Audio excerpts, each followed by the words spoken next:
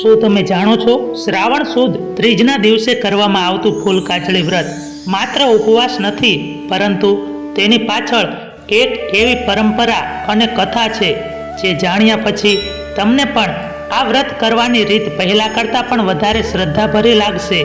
આ વ્રતમાં ફૂલ કેમ સૂંઘવામાં આવે છે, સાંજે ગાયનું પૂજન શા માટે કરવામાં આવે છે અને રાત્રે જાગરણ શા માટે રાખવામાં આવે છે, અને સૌથી મહત્વની વાત, આ વ્રતની કથા સાંભળ્યા વગર આ વ્રત અધૂરું કેમ માનવામાં આવે છે. આજે આપણે શરૂઆતથી અંત સુધી ફૂલકાચળી વ્રતની વિધિ, નિયમો અને તેની સંપૂર્ણ કથા જાણીશું. પણ વિનંતી છે, વચ્ચેથી વિડીયો બંધ ન કરતા, કારણ કે કથાના અંતમાં જે વાત છે તે આ સમગ્ર વ્રતમાં સૌથી મહત્વનો સંદેશ છે. તો ચાલો ભક્તિભાવથી શરૂઆત કરીએ. હર હર મહાદેવ. શ્રાવણ મહિનાની સુદ ત્રીજના દિવસે કરવામાં આવતું ફૂલકાચળી વ્રત કુમારિકાઓ માટે વિશેષ માનવામાં આવે છે. કહેવાય છે કે આ વ્રત માત્ર ઉપવાસ નથી, પરંતુ શ્રદ્ધા, સંયમ અને મહાદેવ પાર્વતીનું ભક્તિનું વ્રત છે. પરંતુ આ વ્રતની સાચી વિધિ શું છે, ફૂલ કેમ સૂંઘવામાં આવે છે અને ગાયનું પૂજન તથા જાગરણ કેમ કરવામાં આવે છે, તો આ વ્રતની આપણે આજે સંપૂર્ણ વ્રત કથા સાંભળીશું. ફૂલકાચળી વ્રત શ્રાવણ માસની અજવાળી એટલે કે શ્રાવણ સુદ ત્રીજના દિવસે કરવામાં આવે છે. ગુજરાતની પરંપરા પ્રમાણે આ વ્રત ખાસ કરીને કુંવારી કન્યાઓ કરતી હોવાનું વ્રત ગ્રંથમાં જણાવાયું છે. કેટલીક પરંપરાઓમાં સ્ત્રીઓ પણ આ વ્રત કરે છે.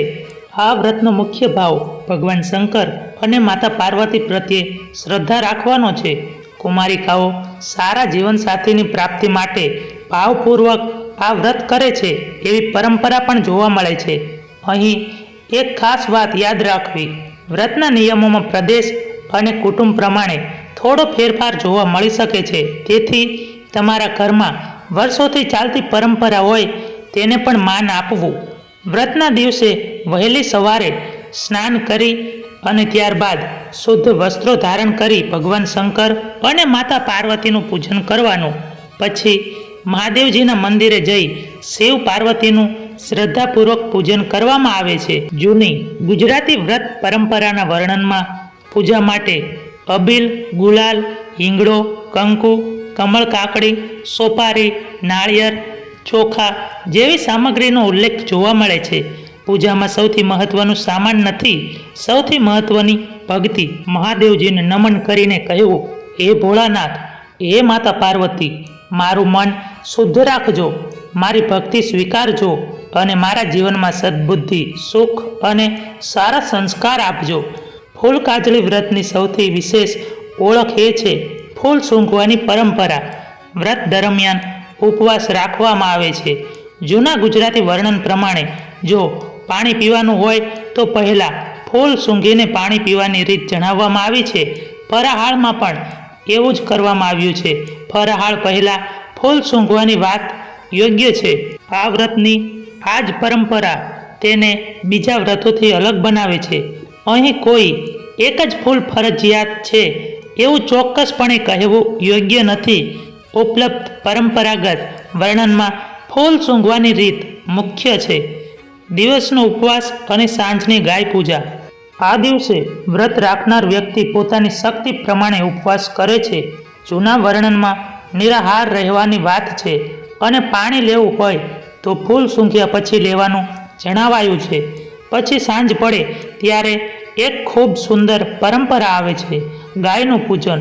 સાંજે ગાયનું પૂજન ભાવપૂર્વક પૂજન કરવાનું, ત્યારબાદ જમવાનું. ગાયને માત્ર પશુ તરીકે નહીં, પરંતુ હિન્દુ પરંપરામાં પૂજનીય માતૃત્વનું સ્થાન ભાવથી જોવામાં આવે છે. તેથી વ્રતના દિવસે ગાયનું પૂજન કરી અને કૃતજ્ઞતા વ્યક્ત કરવામાં આવે છે. ફૂલકાચળી વ્રતની બીજી મહત્વની પરંપરા રાત્રેનું જાગરણ. આ રાત્રે માત્ર ઊંઘ્યા વગર પસાર કરવાની નથી. ભક્તિભાવથી ભગવાન શંકર અને માતા પાર્વતીનું સ્મરણ કરવું, ભજન કરવું અને તેમને વ્રત કથા સાંભળવી. આ જાગરણનો આધ્યાત્મિક ભાવ છે. વ્રતના પરંપરાગત વર્ણનમાં સ્પષ્ટ રીતે શંકર પાર્વતીની વાર્તા સાંભળવાની વાત કરવામાં આવી છે. એટલે યુટ્યુબમાં વિડીયો તમે જોઈ શકો છો. અહીં આપણે આ જ વ્રત કથા વિશેની વાત કરીશું. ઉપલબ્ધ ગુજરાતી લોક પ્રચલિત સામગ્રીમાં ફૂલકાજળી વ્રત સાથે બ્રાહ્મણની પુત્રી સીતા માતાની કથા અને શિવ પાર્વતીની કૃપા તથા સારા વર સાથે જોડાયેલું ફળદ્રુપથી વર્ણન કરવામાં આવે છે. ફૂલકાજળી વ્રતની વિધિ માત્ર વ્રતના દિવસે પૂરી થતી નથી. પરંપરાગત વર્ણન પ્રમાણે બીજા દિવસે વ્રતની ઉજવણી કરવામાં આવે છે. યથાશક્તિ પુણ્ય દાન કરવું, બ્રાહ્મણને ભોજન કરાવવું અને પોતાની શક્તિ પ્રમાણે દાન કરવું, આવી પરંપરા પણ દર્શાવવામાં આવી છે. અને અંતે મહાદેવ અને માતાને પ્રાર્થના કરવી, હે ભોળાનાથ, હે માતા પાર્વતી, જે શ્રદ્ધાથી ફૂલકાજળી વ્રત કરે, જે કથા સાંભળે અને જે ભક્તિપૂર્વક તમારું સ્મરણ કરે, તેમના જીવનમાં સુખ, શાંતિ અને સદ્બુદ્ધિ રહે એવા મનોરથ પૂર્ણ કરજો. જય ભોળાનાથ, જય માતા પાર્વતી. મિત્રો, હવે આપણે સાંભળીશું ફૂલકાજળી વ્રતની વ્રત કથા. એક ગામમાં એક બ્રાહ્મણ અને બ્રાહ્મણી રહે.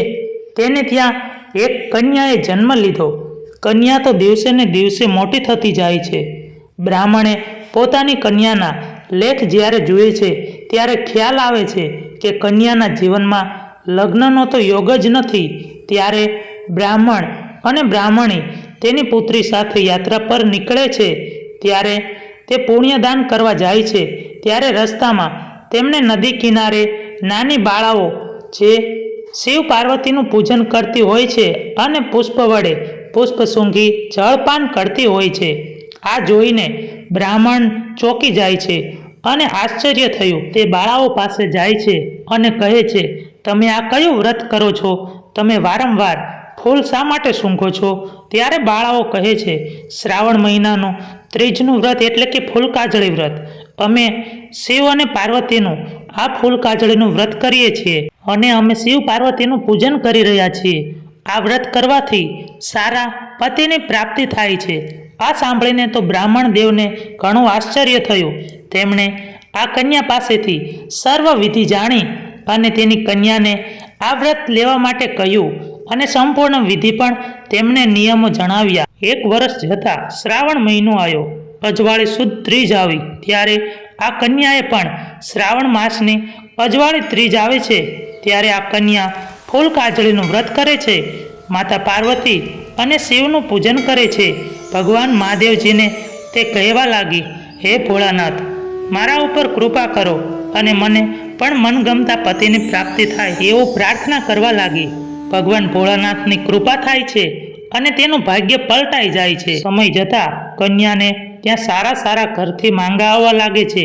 ત્યારે બ્રાહ્મણને એમ થાય છે કે આ જરૂર આ વ્રતનો પ્રભાવ છે. આ વ્રત ફૂલકાજળી વ્રતનો પ્રભાવ છે. કન્યાએ જ્યારથી આ ફૂલકાજળીનું વ્રત કર્યું ત્યારથી એનું ભાગ્ય પલટાઈ ગયું છે. તેથી અને આ કન્યાના લગ્ન સારા પતિ સાથે થાય છે. કન્યા સુખી જીવન વ્યતીત જીવવા લાગે છે. આમ બ્રાહ્મણ અને બ્રાહ્મણી ભગવાન ભોળાનાથ અને દેવી પાર્વતીનો પાર માને છે. હે ભગવાન ભોળાનાથ, હે માતા પાર્વતી, એમ કહી અને પ્રાર્થના કરે છે કે તમે જે કોઈ આ વ્રત કરે તેને સંપૂર્ણ યોગ્ય ફળ આપજો. અને ત્યારથી આ ફૂલકાજળી વ્રતનો મહિમા વધ્યો છે.